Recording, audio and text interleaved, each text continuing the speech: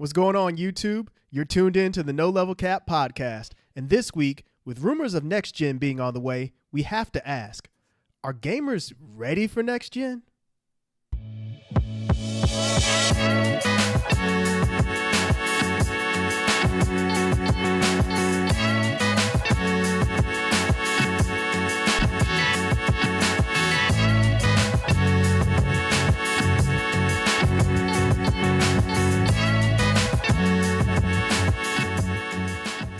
Yo, what's good, people? Welcome back to the No Level Cap podcast with all your friendly neighborhood black nerds, where we cover all the anime, all the gaming, all the nerd culture, absolutely zero of the BS. Back with a new episode every Monday morning. I am your host, Sage Ashford. These are my co-hosts, Rakeem Beck, Terrence Flowers, and Will Coleman. This week, like Terrence said, we are talking about the next generation. People seem to think the next generation is years away, and there has already been evidence to suggest that it's happening much sooner than we think, potentially even next year. So I wanted to get into some news reports that have been bouncing around and actually a public statement from Matt Booty and Asha Sharma as they get into taking over Xbox. And then we can get into our thoughts and some questions after the fact. First, let's get started with a report from Vice.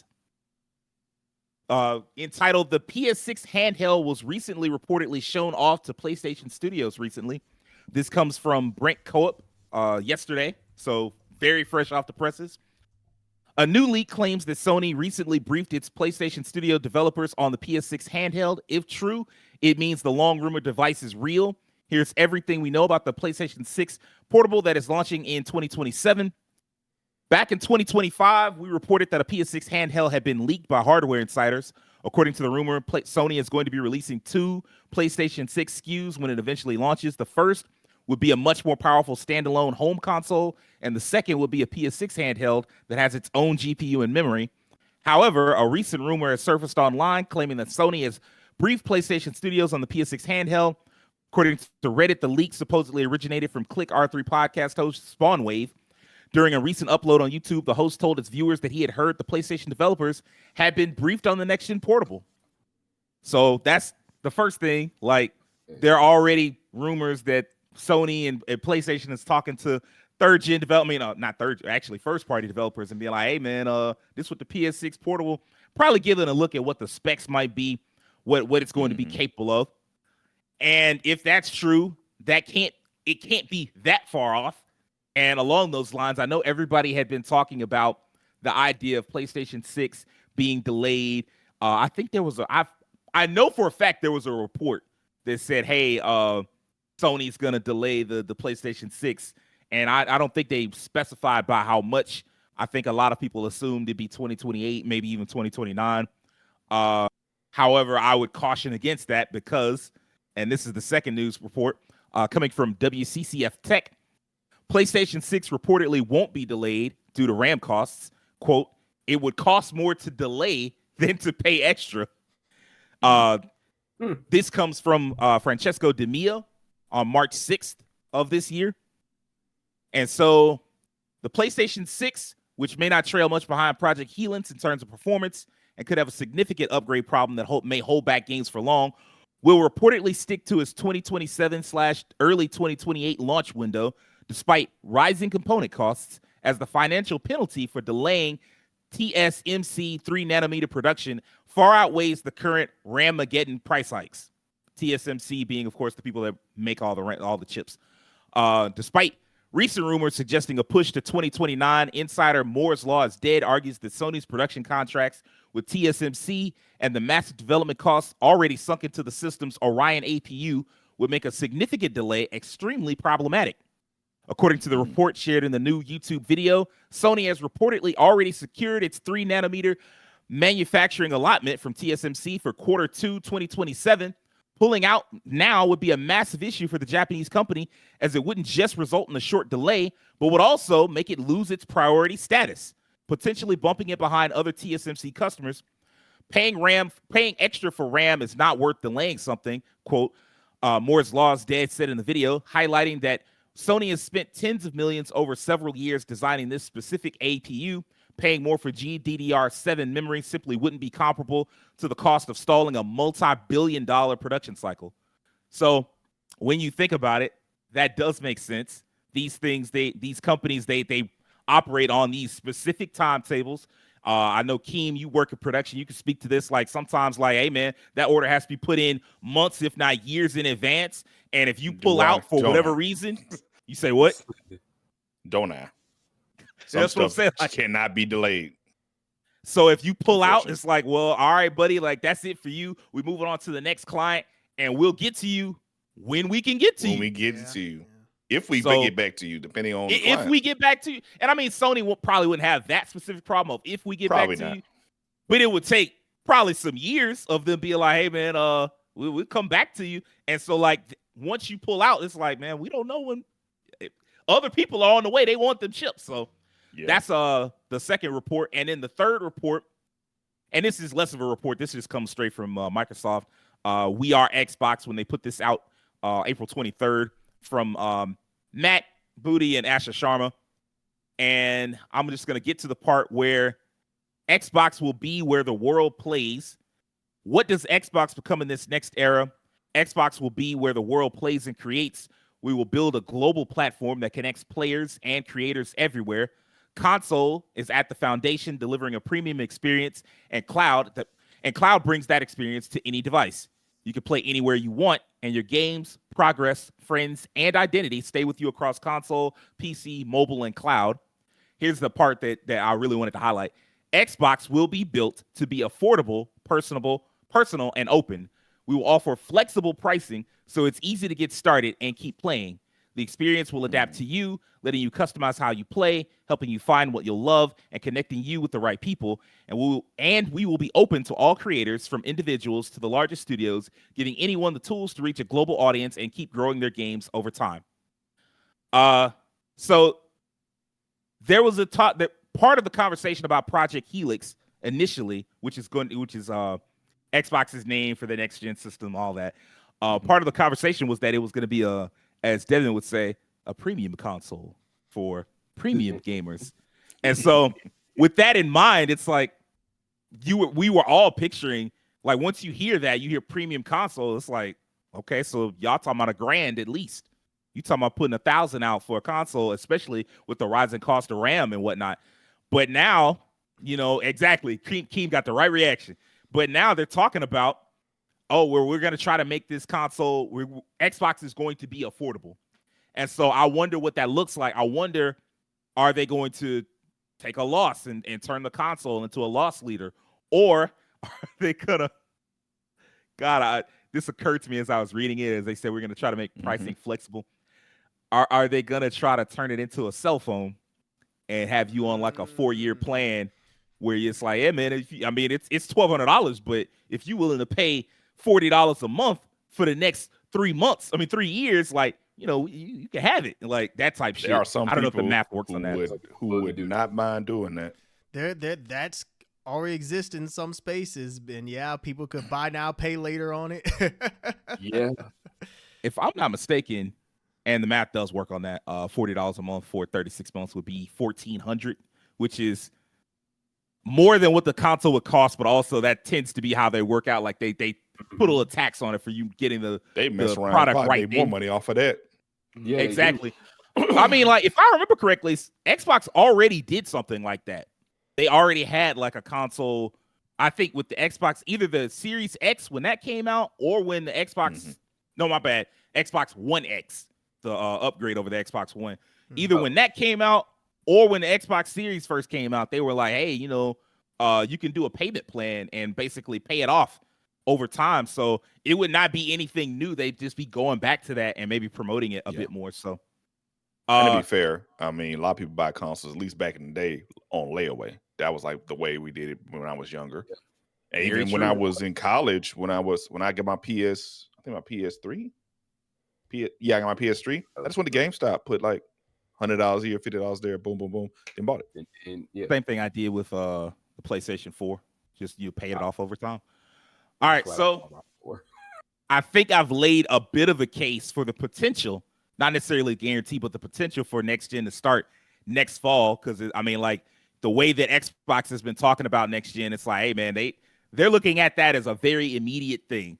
It sounded like it was immediate back when Phil and Sarah were there, and it sounds like they're not changing from that. And so very possibly next year, and of course, Xbox probably wants a fresh start. The Series X, Series S thing, it's been rocky at best. And then PlayStation, they possibly can't afford to wait and push it off until 2028, 2029. And so with that in mind, I just want to ask, first things first, if next generation were to start next fall, are y'all willing to jump in at launch or in the first year? And what do you think the price point will be for a Helix in the next PlayStation, Terrence? My short answer is no. I mean, straight like that. I'm not ready to jump into next gen just yet. For one, it just feels too soon. Like here's the thing for me, and maybe this is jumping ahead a little bit, but you just raised the price of the PS5 and the PS5 Pro. So the PS5 Pro, you're already looking at $900, and they're still trying to market the PS5 Pro. They're still trying to show you like, hey, here's all the cool things that you could do. We just got the updated PSSR for the Pro, and it is making games look really good. What is going to happen between now and next year that would make me want to hop on next gen like that? Like I just don't see it. So for me, whether it's launch or the first year, like honestly, usually I'm not like an early adopter when it comes to the consoles unless it has a feature or there's a game or something that I really want. Usually I will get on it about maybe like a year or two down the line. When the PS5 came out, I mean, when those first came out, they were hard to get anyway. You couldn't even get it. Yeah. I didn't get one until 2021 or 2. I can't remember. It was whenever Horizon Zero Dawn, not Zero Dawn, but the sequel when it came out. Yeah, Horizon. West, yeah. When that one came out, that was when I got it. And every other console I pretty much have got at some point, but not necessarily at launch. I think actually the only one that I got launch window was the GameCube, and that was because it was like a Christmas present, but that was when I was in high school. But anyway, in terms of like the price point, I mean, if the PS5 Pro is $900 and the Series X now is it like $750? I'm like that. Yeah, I think it's $750. That's the thing. Like the groundwork for current gen is already laid out to where it is already super expensive. So how can next gen not be more expensive? Because if they say like, oh, we're going to make it affordable, then how about how much is it? $650. $650. Okay. Yeah. So it's the same price as base PS5 now. Okay. That makes sense. But yeah, if you already have the current gen consoles at an expensive price, how are you going to make next gen more affordable? I would think the first step would be to take down the price of the current gen consoles, then you could justify, bringing out newer hardware at a certain price. But as long as like the PS5 Pro is $900, as long as the Series X and base PS5 they're $650, I don't see these new consoles being any lower than $1,000 or lower than $900. I just don't. And we also don't know like what the gimmick of these consoles are going to be. You said earlier that Sony's looking into handhelds. I believe Xbox, they're looking to make theirs an Xbox and a PC. So what is all that going to amount to? So yeah, for me, I'm just personally not ready. I don't see the vision for it just yet. And I also don't see the economic vision for it just yet, because for those that don't know, if you don't live in the world that we live in, there's an economic crisis going on right now. Cost of living is high, and that's going on across the world. It's not just an American thing. Obviously we're Americans, so we're just speaking to that side of it. But yeah, people don't have like spare money to just throw out for a console like that, especially if it also depends on what the launch lineup is looking like. If it's kind of light, people will just wait. So my opinion, I'm not ready, and I'm not ready for next gen, and I'm not ready to drop $1,000. So there's that. Yeah, man, you talk about the financial crisis. Like I keep seeing reports from different companies. I saw one I put this in the Discord, the one about Nike talking about, hey man, people aren't buying our shoes like they used to, and they think it's because players aren't as popular. The NBA players aren't as popular. I'm like, no, it's because those shoes cost $200, $300, and no one wants to pay that in this particular time period. I also saw, and this will take it even further. So if they can't pay for this, you damn sure can't pay for no console. I saw Frito-Lay was talking about, hey man, our chips have been so expensive that we've lost billions of dollars. So it's like, hey man, if people can't pay for Doritos, they damn sure can't pay for no PlayStation 6. Damn. So fuck it all of you. The moment the joke started about putting fast food on buy now, pay later, that was already a sign of like the end times. It was game over People at that point. People are actually paying for groceries with buy now, pay later. I'm like, that is sad. Right. So I mean, that's another thing. Like, people have priorities, and a new gaming system, if you already own a PS5 or a Series X, I mean, that's probably going to be good for most people. Like, it's just not a priority right now. Will, what about you, man? If next generation starts next fall, you willing to jump in at any point in the first year? I'll be real with you, Terry. It's pretty much everything I was thinking about on the head. Like, truthfully, no, I can't see it personally coming from me. Now, as someone who's been gaming for over decades, I have been somewhat of like a first out adopter. Like, I will get it within like its first like month of it being out. But then again, disclaimer, I am an only child. So this does come with the caveat that whatever extra money my parents had went to me. So yeah, so I was there at the PS1, I owned all of that PS2, Xbox, GameCube, Game Boy Advance generation. I had all of that at one point, all at the same time. I did. Stun on them. Yeah, I had it all. Like GameCube on my birthday, PlayStation 2 on Christmas, Xbox, all that. PS3, I bought that 4, and the 5 I got lucky on because some dude came and traded his in while I was working at GameStop. Got it on the employee discount, traded my PS4 in. Didn't have to pay out of pocket too hard on that, right? Now, but when I look at this here, just like Terrence said, we already at the point now where the PS5 Pro is like, close to 1,000, right? I can't fathom what I'm going to be looking at if next year come around and they say, hey, PX6 is coming out. I don't know what that's going to look like. And that scares me as someone who I like getting my consoles, but I can't fathom getting that right now. I really can't. And if I had to give myself a timetable for next generation, it would have to be within like the next 18 months at the most. I can't say within the first year. I can't say within the first 6 months of it being out. It's got to be within the first, like the 18-month mark. A year and a half, I'll see. Plus, my biggest thing with that is seeing what they will put on said systems, like what software is going to be present, what is going to be those games, and what may still be on the PS5 by that time. Because, we'll get to that when we get to that. But right, it's a lot of little nitpicky factors there. Like, do I spend that money? Do I BNPL one of those if I get the chance? Do I really want that right now? Because I'm kind of satisfied with my 5 as is because I'm still playing a bunch of 5 games, but I also still got a bunch of 4 games as well. And they run just fine here. If not better, because I didn't have to hear my system roaring at me like I did with the 4. You feel me? So I'm just calling it like it is. I don't see myself personally hopping into the PS6 when it comes out because I don't think there's going to be anything that I want in that moment. And I don't think there's a need for me at that moment.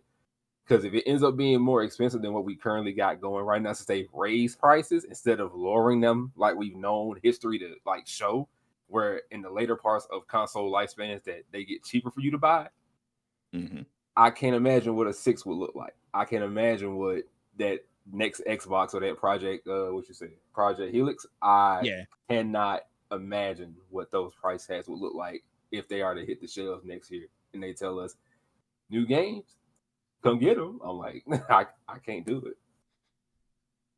Rakeem, where do you stand, brother? Like, if the next generation starts, are you jumping in at all in the first 12 months? And do you think what do you picture the price being?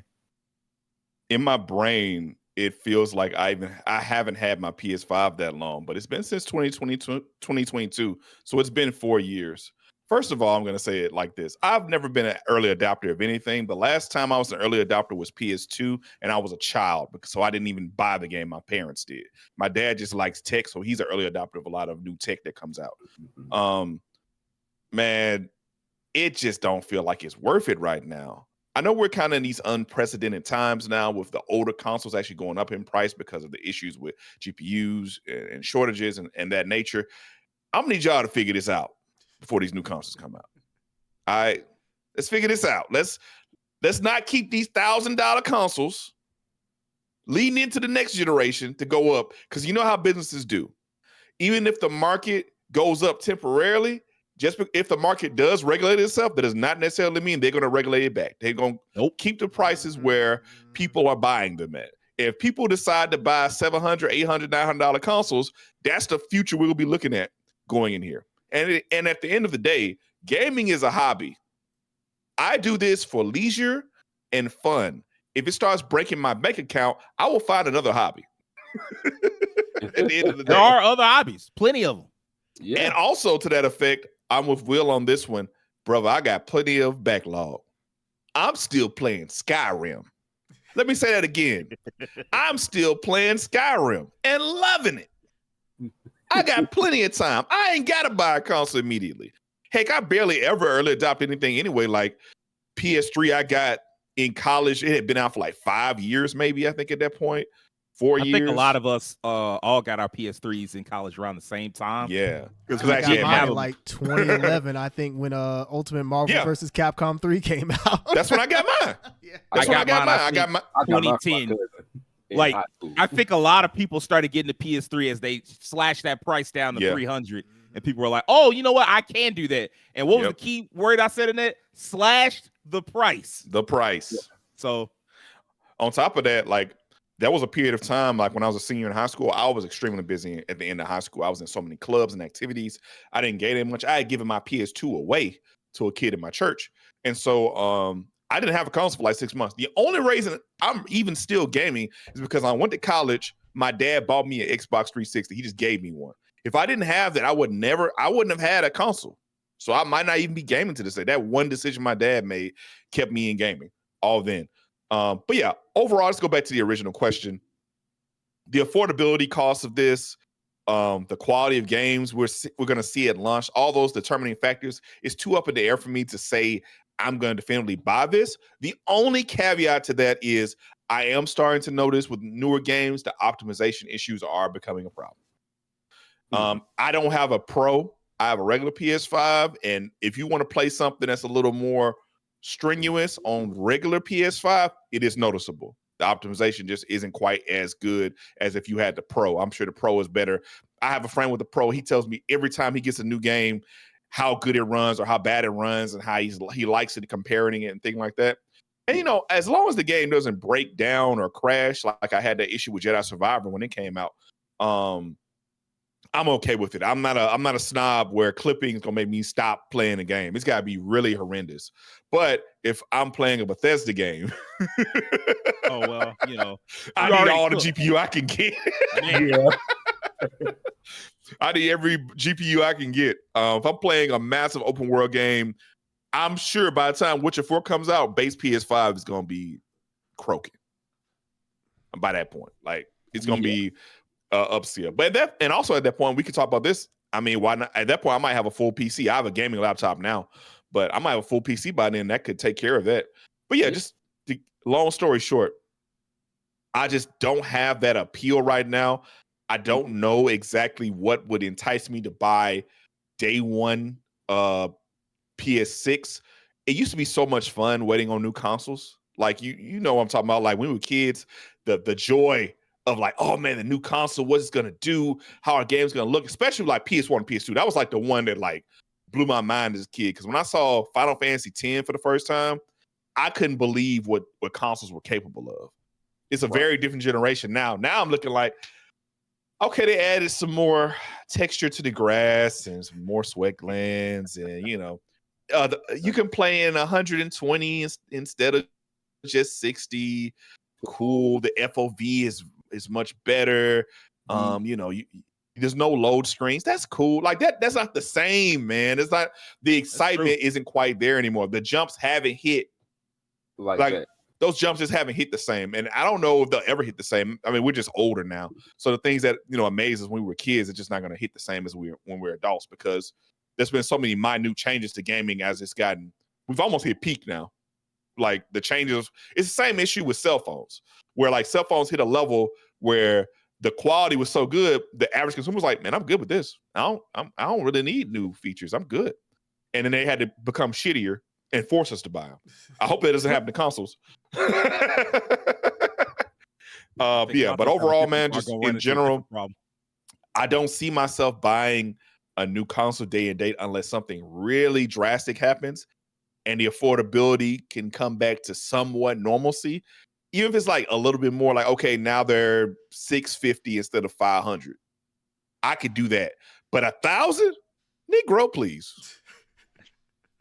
Thank you. I think the next console is probably, I don't know why, but the number 800 just keeps coming in my head. 800 feels about right. I don't like, the idea of a console being a full grand. I don't see it. Like even the Helix, like if the Helix is $1,000, expect them to push out the gate a monthly payment plan. Oh yeah. Like expect that to be like the as soon as they say the price point, they're also going to start telling you, hey, you can get it at any place for $35.99 a month for 3 months or for 3 years or whatever, 36 months, something like that. They're immediately going to say that. We turn it into a car payment at that point. I just thought about something. As soon as you said that, I just thought about something. So if we miss a payment, you can just turn my console off whenever you feel like it. That'd be fucking hilarious.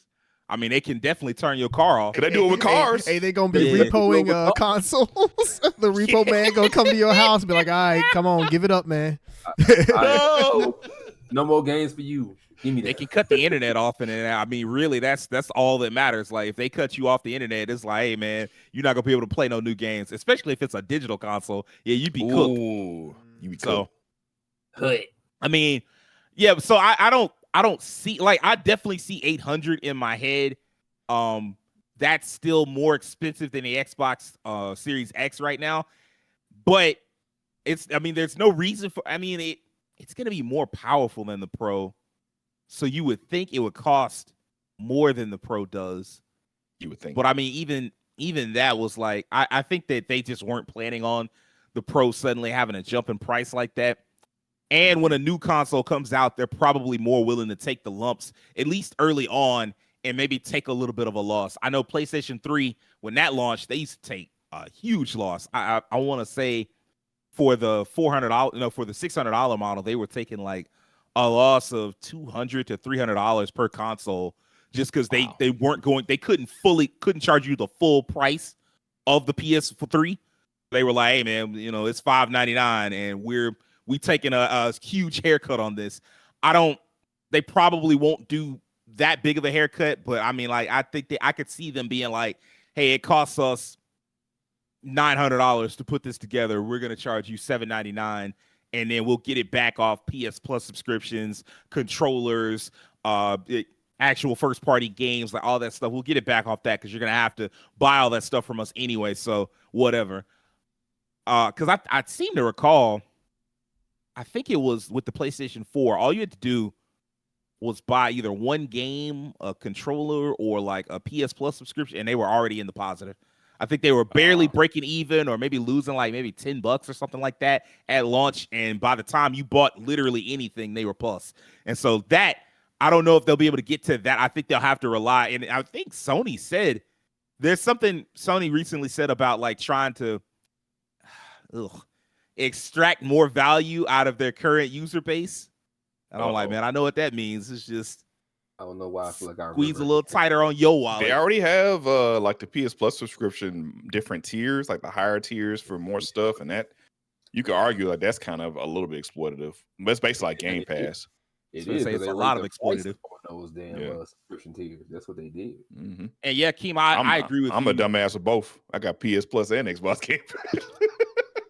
Hey, at least Game Pass, the price went down. Game Pass recently, went down. So. Game Pass went down. Hey, Xbox might shout out be cooking. to the new Xbox president. She got to work. She got to work Man, quick. you know what? I saw something yesterday that made me think about that. Like someone pointed out, like if Phil and Sarah did some of the same things and said some of the same things, you wouldn't believe them because they've been at the job so long. It's because these people are new that you're like, oh, I'll give you the benefit of the doubt. It's like, all right, man, we'll see. I appreciate them for getting to cutting the price of Game Pass. I still think Game Pass should be $10, but and they cut out Call of Duty, which this is a whole other discussion. But I just honestly think buying Activision was just a huge mistake for Activision for Microsoft. That's a whole other podcast. It's like $69 billion. Like I'm frankly that when they told you couldn't make it exclusive to Xbox, you should have been like, that's good. I don't need this anymore. We changed our minds because that was the real value there. Like Xbox is in the trouble that it's in, one, because it spent $69 billion on Activision, and two, because like they can't make Call of Duty exclusive to their console. And so it's like, well, if you can't force people to buy an Xbox through that, like basically strong arm them like that, then what's the point? Like, I'm not buying an Xbox. I am going to give you money by buying the Call of Duty every year. But if I do that, and I say I mean like the prospective gamer, obviously, not me personally. But if I do that, that's still just like a couple bucks. It's like $40 because I mean, like Sony's got to take their share, and all these other people. Like by the time you get, it's not gonna be the same as if you sold it on your console. So, but yeah, as far as next generation starting next, it doesn't really matter to me. I'm out of the console business. I got out when it took too long. I had the money to buy a PlayStation 5 in like 2021, and I was like, man, I want a PlayStation 5, and I couldn't. And when I couldn't, I started looking at like games online, like on my PC, which was actually fairly powerful. And I was like, man, at the time at least, I was like, man, I'll try PC gaming. And the second I tried PC gaming, I was like, yep, that's it. The second I cracked open Steam and saw that Witcher 2 that I had bought back when I was in college, and I had been out of college for like 6 years, I was like, wait a minute. I forgot I bought this. You mean I could still play it? And I was like, oh, okay, I see the benefit now. And then just to start playing games on it and seeing like all the Steam sales and like the ease of use and like how many other storefronts you can go to if you want them, like Epic or GOG or something like that. It's like, man, why am I doing this? Like, why am I so obsessed with Sony, especially when, and we'll get into this in a little bit, especially when I was never big on Sony first party to begin with. And like Sony first party was cool, but like I really was there for like the other console, for the other developers that were around them, like Square or like Konami when they used to do Suikoden, or you know, any other the big JRPG companies. They used to go specifically to PlayStation, and now they're all multi-platform, and so it's like they're all multi-platform. Why am I on PlayStation again? And so like once I realized that, I used to be a staunch anti-PC person, and I was basically forced into getting a PC because when I tried to get a PlayStation 5, I couldn't find one anywhere because they were unavailable for years. Like, it wasn't until 2022 that you could just walk into a place and be like, hey, man, give me a PlayStation 5. Yep. You had to participate in all this. You had to get emails and like, hey, man, you know, it's available now. You can go hop online and try to buy one. Like, or you had to go to like GameStop at like on a specific day when they had like a couple of units, and you buy one from them. When I just don't get me started on that. It was some of the worst times dealing with them systems because so many people would walk in wanting one, and we had to tell them we only had so many. You missed it. And so many times I had to tell people, hey, you missed the ones we had. We sold out. You got to come back another time. I don't know when they coming in. So you just going to have to wait and just pray you get here when they're here. Mm-hmm. If they're not here, I can't help you. What's up? Like, I've had people get mad at me about that. I'm like, dog, I don't drive the truck. I'm not at the distribution center. You're going to have to see them when they get here. If you don't get here, that's your fault. Don't be mad at me. You too slow to pull the trigger. I'm sorry. Y'all, you remember, say, because we lived together. You remember specifically when I went to get my PS5 from GameStop. Yep. And literally when I walked through the door, the last PS5 dude had it. I got the last one and walked out. I was going to be done. Like, man, you know what? I'm done with this. Sony emailed me that night. They said, hey, man, I know it don't make no sense, but we saw what happened. They didn't say that, but that's basically what they said. We saw what happened. Go ahead and get your PS5 out. That was some bullshit. Sony was like, we got to keep a loyal customer. We fucking up. They said they emailed that night. I couldn't believe it. I was like, PS5 ready for you, big dog. Go ahead down.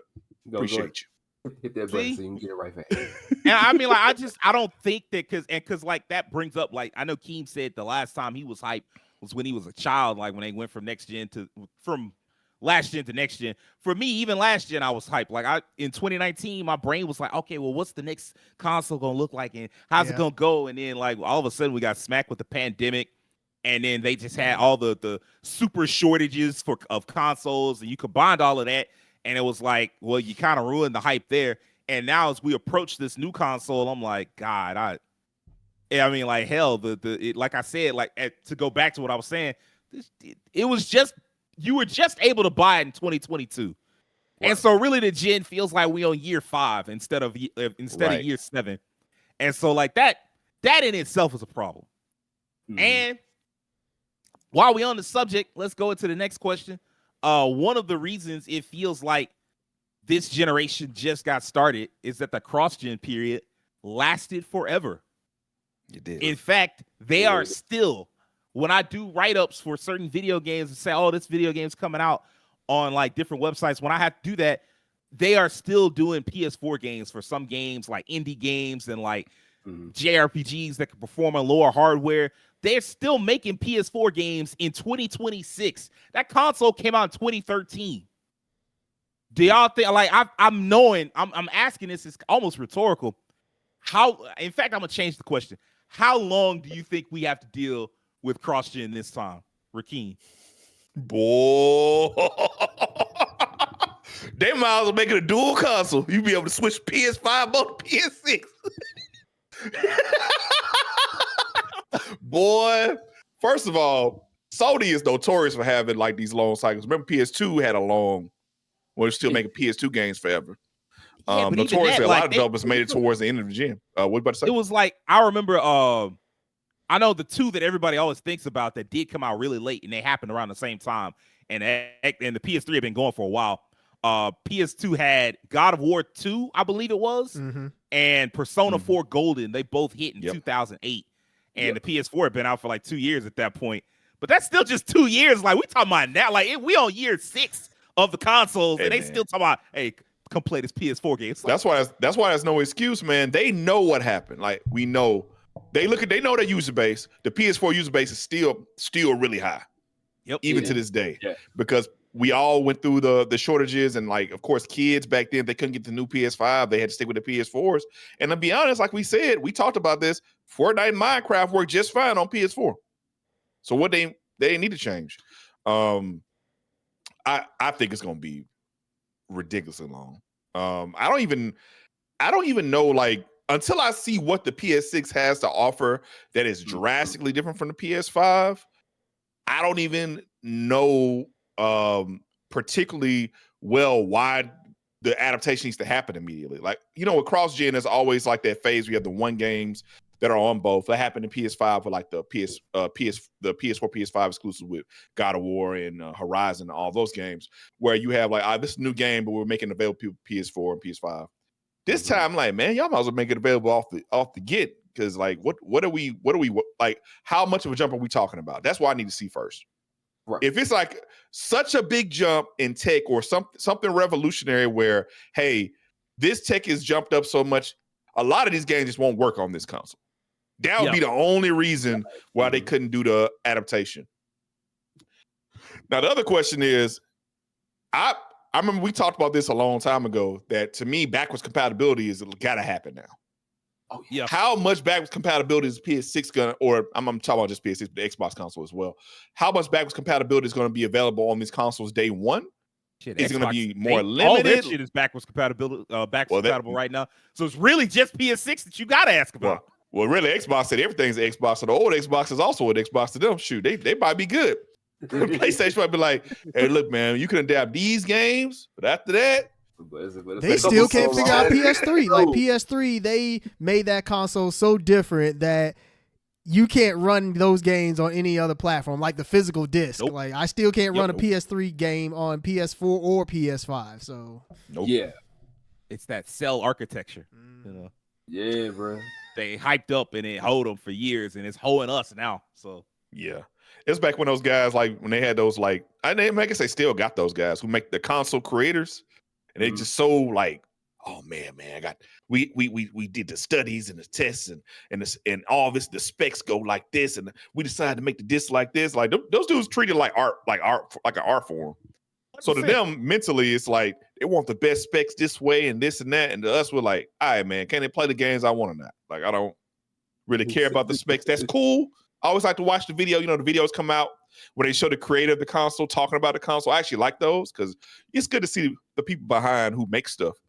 But at the end of the day, if the architecture is so complicated that people can't use it, it's not worth it. Like, you still need to be usable for all the developers and for the consumers to be able to use it across different devices and things like that. But overall, I think this is going to be a really long console cycle. Answer your not console cycle, cross cycle. Answer your question, Sage, because so many people just didn't cross over from 4 to 5. Yeah. I'm going to be the same problem. The worry though is the reason this console cycle was crossover cycle was so long because the user base on PS4 was still bigger than PS5 for a long time. Yeah. If that happens again, you just losing money. That's a real problem.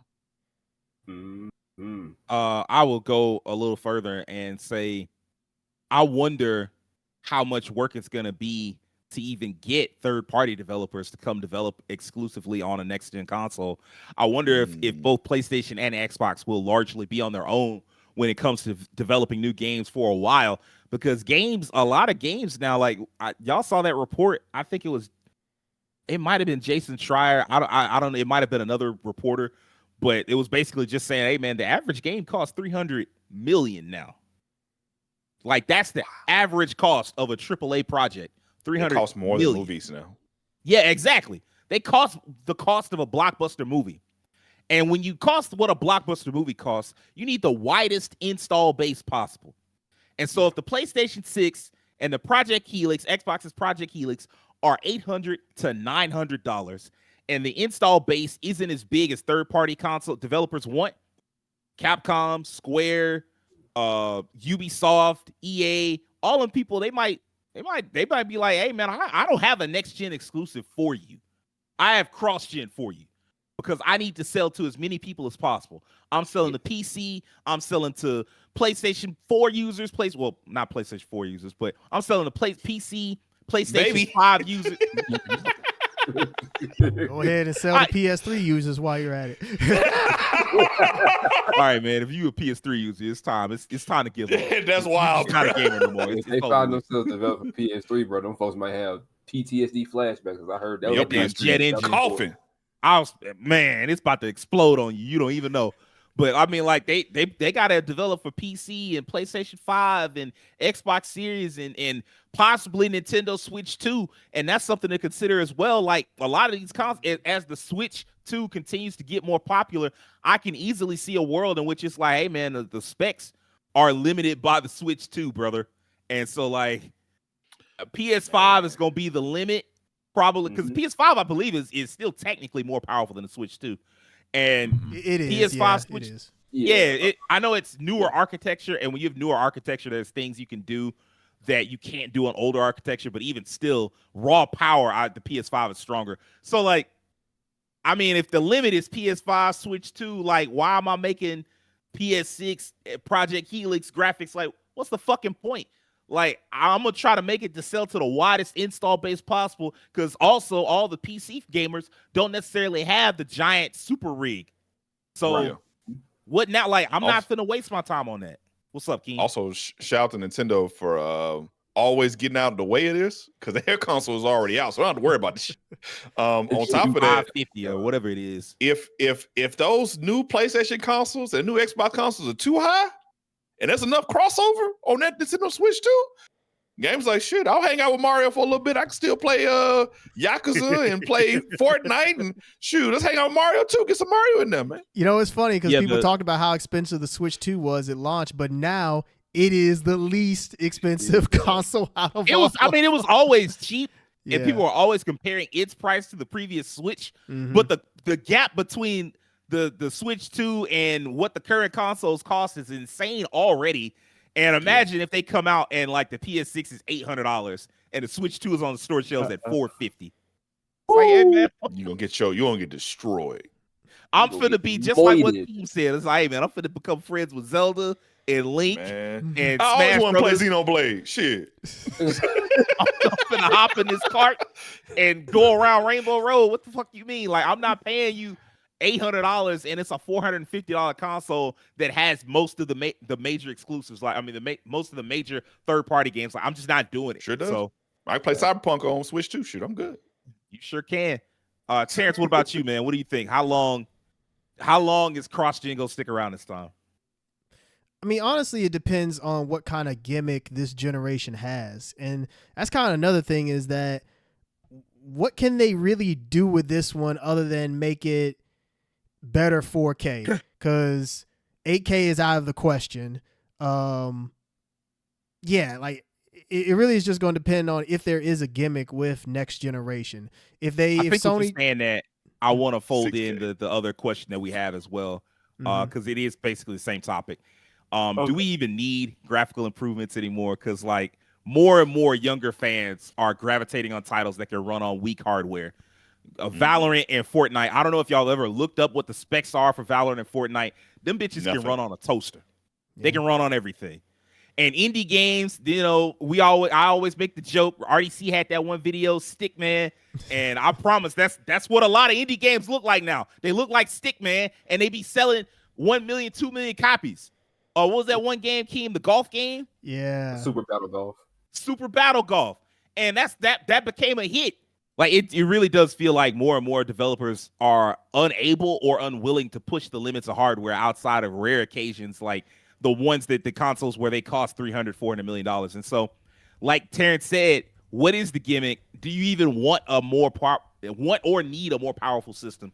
Go ahead, Terrence. So I'll go ahead and I guess just combine my big answer then, because that was going to be part of the next question.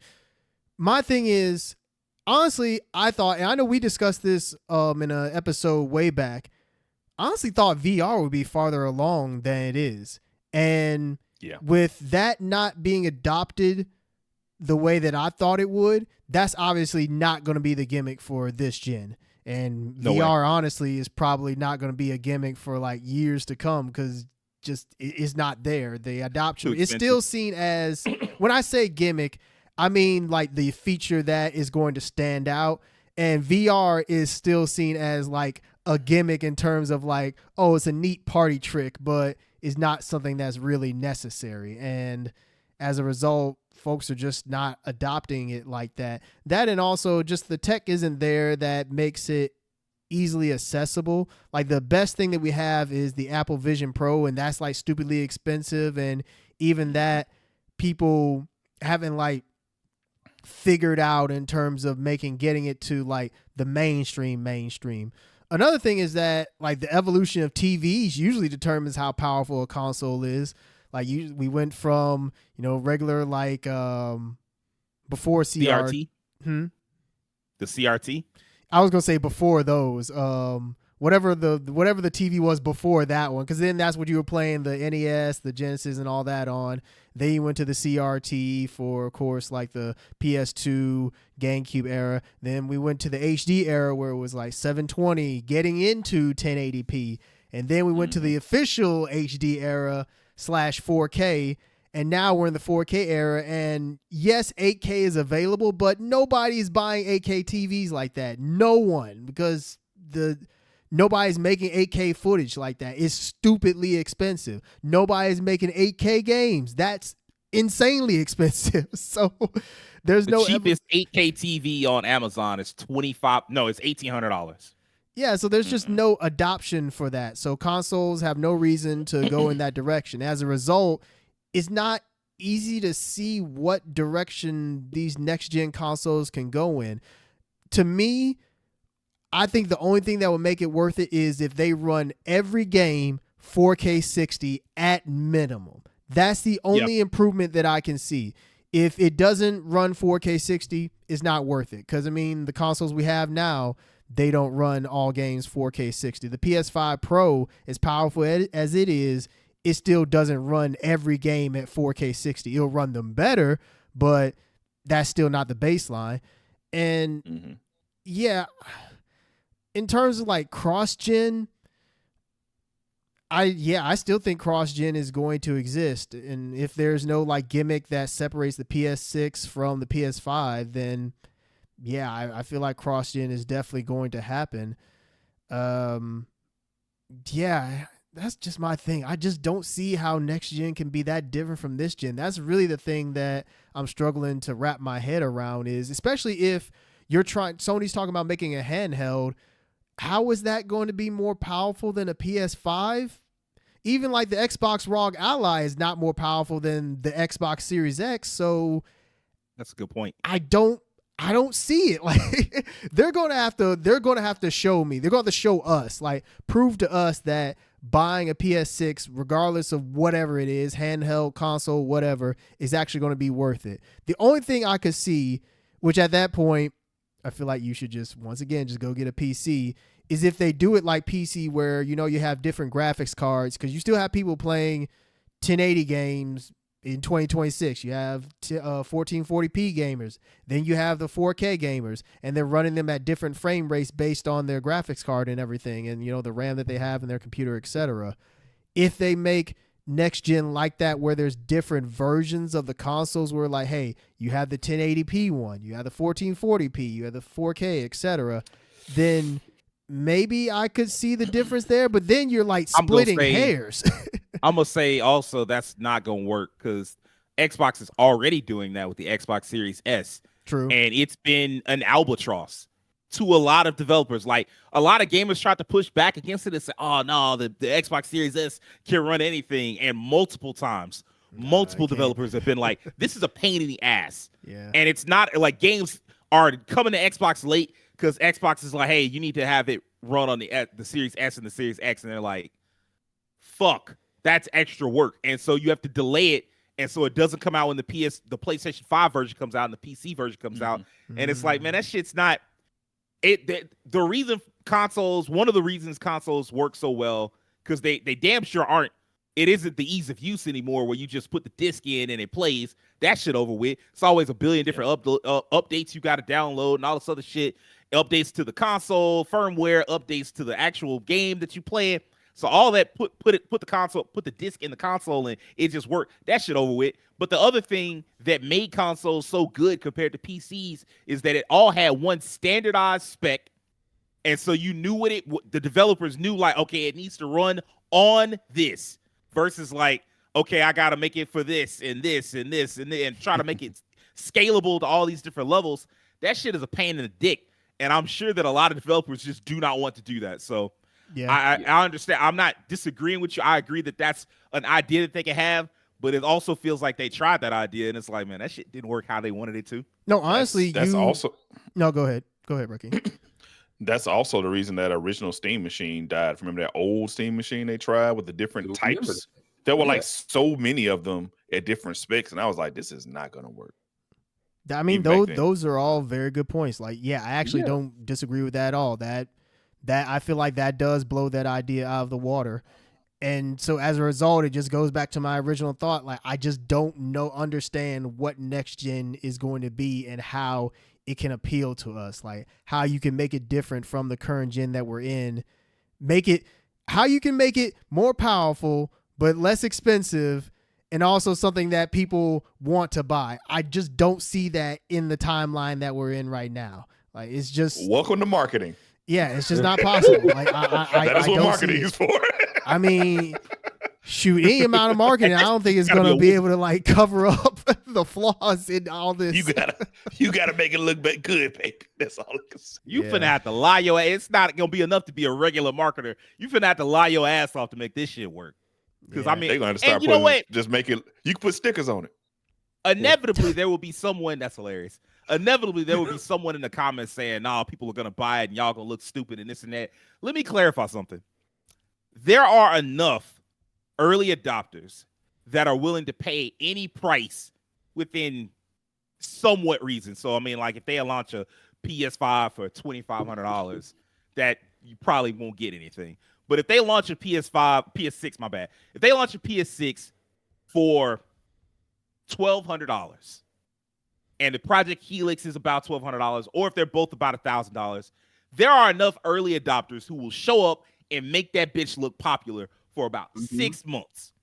Yeah. And you'll see like them hit records and this sold 2 million. Oh, it's selling 5 million. Oh, and then after that 6 months, 6 to 8 month period, that's it. All the people that just have excess money and don't care what it costs, they just want the new thing. Those people will be tapped out. And what you'll have left is everybody else, the people in the middle class and the people in the working class that look at the cost of a console and go, that's insane. I'm not paying that. So when we say there are people that are going to be reluctant, you won't see that at first. You'll see that in year 2 as people start to go like, man, I don't know, man. Like I'm not convinced. And what Terrence is talking about, there's a level of skepticism versus what Keem was talking about earlier. Like in times past, people were more hype and you were more optimistic about what tomorrow was going to bring. And like, okay, what are the new consoles going to look like? What's it going to be able to do?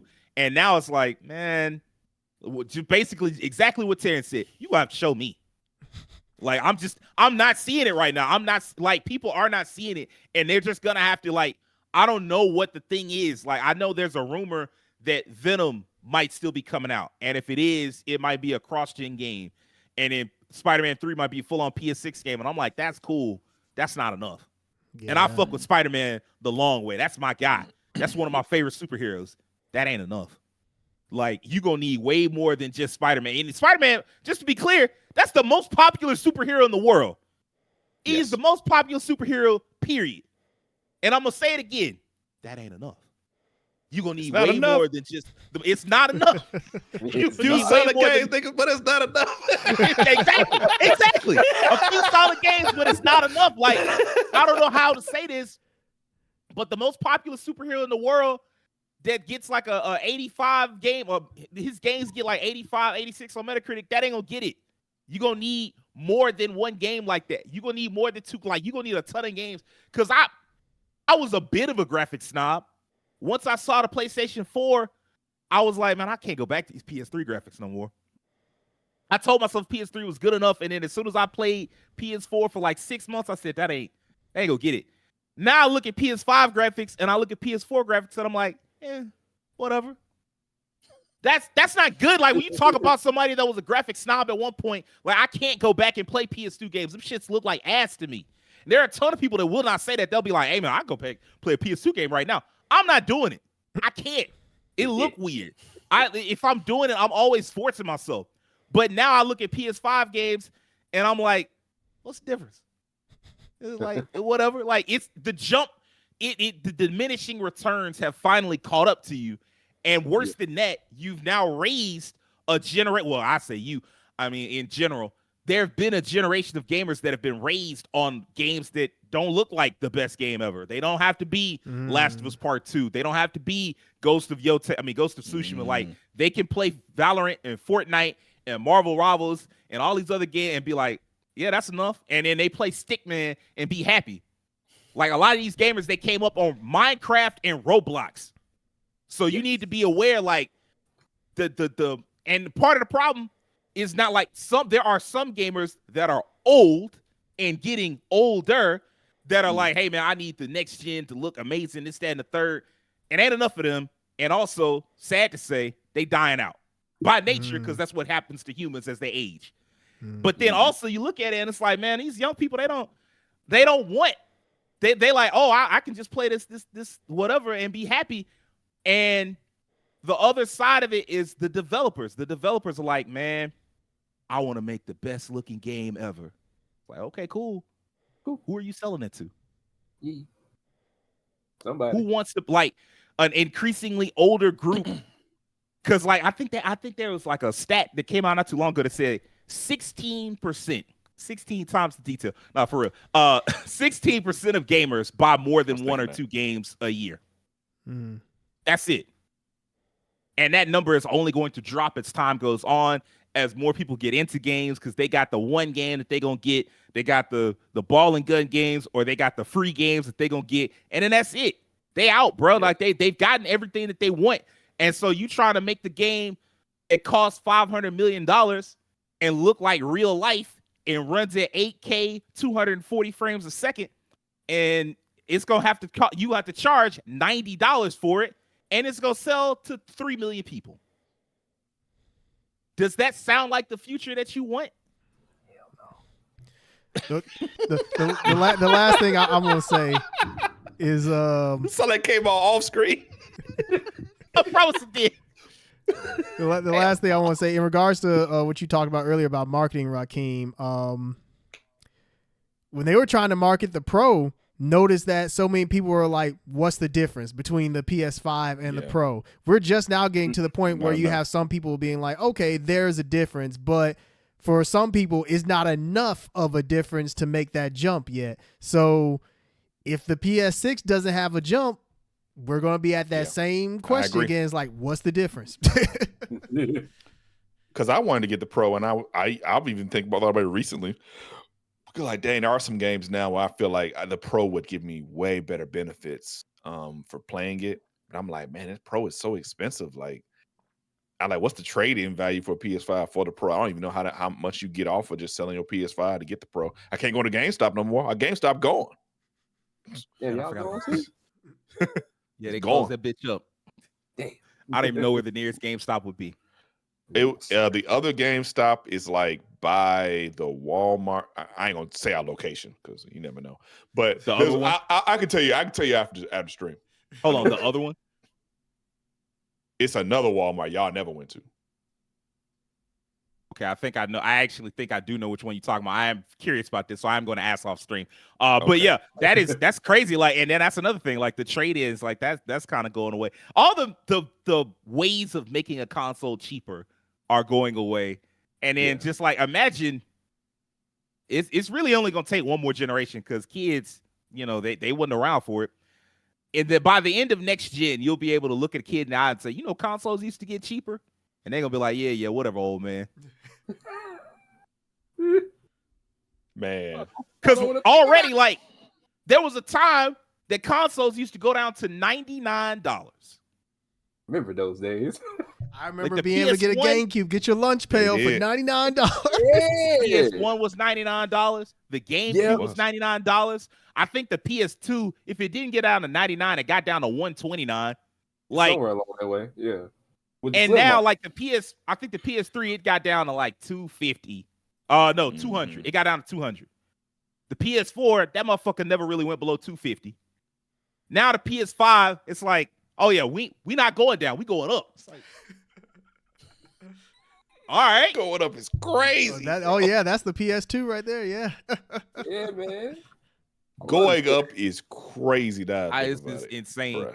Will, man, what do you think? I'm gonna let you close it out. How long do you think cross-gen is going? How long do you think cross-gen is going to last? And do you think most people even want a more powerful system? Okay, so for the cross-gen, I'm gonna answer this one right here. I think that's gonna last a little bit longer. I hope it don't last too much longer because I can't lie. They might have to send the PS4 players another letter on the system when they turn it on to tell them, hey, I need y'all to get a PS5. They might get another strongly worded letter telling them, hey, we know y'all on it. We're so happy y'all still playing it. But it might blow up next time you turn it on. Please get rid of it. So, yeah, there's that. But I think it's going to be some more years on that. We still going to have, if 6 comes out, we still might have the 6 and 5 going on for a little bit, you know. This game on 6, this game on 5, this game on 6, this game on 5. We might still have that going on for like maybe another, I'm going to give it at least another 3 years, I say. I ain't trying to make it extend extremely long, but 3 years at the most, and then they'll slow down and trickle us off of that. And definitely going to stop giving stuff to the fore soon. I can see that, unless, you know, that's just how indie developers want to be, because, you know, they run low-impact games a lot of times anyways when they make things. Them games don't stress no system out. But that's that. But in the more powerful system thing you talking about for like graphics and whatnot, I can't lie to you. We've hit the wall. And I mean, we're hitting it hard. Like, I don't think we're making no dents in it anytime soon. And I don't think there's even a need to even go past it. I think they just need to go ahead and get comfortable, because what more can you do aside from me being able to see the hair standing up on their arms, more sweat, more hair textures? I tell you what's crazy. They be complaining about that. They be like, oh, the hair don't look perfect. It's like we really can't be at this point in time. The hair don't look perfect. The animation's recycled. That's the problem. Like, not only is it just minute stuff like what we're talking about? But the people that care about that will still complain. They'll still find ways to nitpick. And so it's like, what's the point of listening to them at all? True. Like, what's the point of listening to those people? But yeah, I truly don't think we have a need to get any more powerful than we currently are. The whole 8K 240 thing, I don't even see that remotely happening in any time frame, because what's the point, bro? Like, what's the point of going that far? The frame count I can kind of get at, but 8K, come on, bro. Come on. I don't need 8K. What's up? I was gonna say something to consider even with TVs is that a lot of people, while they may have 4K TVs, those TVs aren't running 120.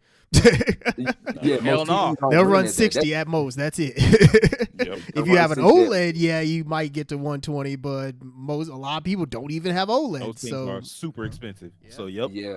And on top of that, to even get to half of those type of like refresh rates, you looking at a monitor more than you looking at a TV. Yeah. So true. That's true. That's the other part too, is that people need to understand, if you want to get to those type of frame rates and all that, you're gonna need monitors. Not the big TV hanging on your wall with the great bracket that doesn't leave a hole in your wall. You need a monitor and a desk. That's what you need. You don't need a television. Leave the television for family time. The monitor is for game time. That's what you need. Yeah, that's gotten like that for real. Right. So yeah, more powerful, leave it behind. We've hit that wall. We're at that wall. Stay at that wall. Do not try to make this look any more real or any more photorealistic than it is. If I need to see some photorealism, I can just go outside. I can just head to the theater. I can do something that will require me to see another person in real life. I do not need to see Bokeem Woodbine in my next video game. Let me just have my fun with these games. I know what I do. Woodbine make his money, man. He is. I love him for it too. But shout out to Bokeem Woodbine. Yeah. But yeah, man. We don't need no more powerful shit. No more just no more of this grand posturing, this gesturing, this peacocking, this cock measuring contest. We don't need none of that, bro. We're done. Just let us be where we at. We look good where we at. Let's stay where we're at. That's I don't know if we'll necessarily stay where we're at, but I do think that they need to like reevaluate and not just publishers. I think developers also are going to have to like think about like, because I remember seeing an article that talked about how like a lot of gamers, that's what made me bring that whole thing up and had that whole diatribe, was that I saw an article where it was like a lot of consumers are fine with the level of graphics that they have, and it's the developers that are like, hey man, I want more. And it's like, yeah, okay, but who you gonna sell it to? Yep. Yeah, I mean, I understand, like I respect it, the desire to like constantly push the medium forward in a graphical sense. Sorry, I respect it, but just because I respect it don't mean I can tell you that it's a wise idea. Certainly not a financially sound idea. Like increasingly your audience is just going to shrink, and it won't be possible for you to do that and make money. And not even that, eventually it's not going to be possible to do it and not take incredible losses. You know, you're going to wind up like, how many more games do we need to have? Like, I wish Devin was here. The Dead Space guy. He made like the little spinoff game. Not the spinoff, but the spiritual Callisto Protocol? Callisto Protocol. Yeah, Callisto Protocol. That game looked incredible. I mean, it was a quad A game. Yeah, it was quad A all day, baby. Yeah, exactly. Y'all keep adding all them A's, and it's just gonna sound like people screaming, and the screaming is gonna be the cost of your checkbook. So yeah. I agree with you, Sage. I think ultimately the console creators, developers, they took advantage of systems, cycles, and behaviors that were pretty steady for a very long time. And once those systems were disrupted, they didn't adjust properly. And now I mean, there was a combination of pandemic, the AI situation, just a bad economy as well. All these things led to each other. All those things have changed. Gamers, like the youth coming along, and they don't game the way that we game. So right, the market is completely changed overnight, and because of all that combination of things, they have to adjust to it. Like you have to change. You can't do the things you did before. You have to change to adjust to the new market. All right, man. I think that was good talk, man. I think that's gonna wrap this week up. Y'all let us know, how do y'all feel like, are you ready for the next generation? Like we talked about, are we ready? Are you ready as gamers? Are y'all ready? Let us know in the comments. And I need a couple of favors from y'all. You know what it is. If you're new to us and like this episode, I need you to hit that like button. I need you to subscribe. I need you to tell your friends about us and do me a personal favor. Have an excellent week. Peace.